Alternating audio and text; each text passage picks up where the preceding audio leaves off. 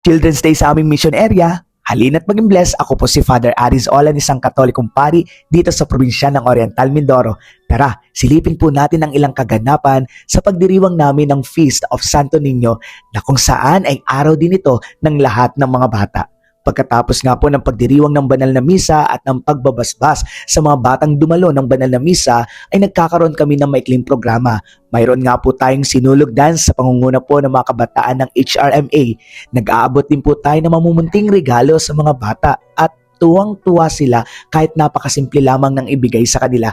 At syempre, may kaunting pagkain din po pinagsasaluhan na mula din po sa regalo at pagkakaloob ng mga tao dito sa aming mission area.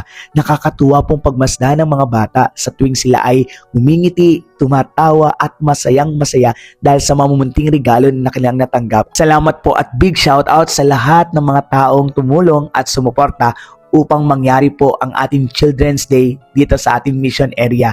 Maraming salamat po sa inyong lahat. Huwag po sana kayong manawang tumulong para makapagpangiti at makapagpasaya po tayo ng mga bata. Viva Pete Senyor! God bless you po and keep safe. Bye-bye!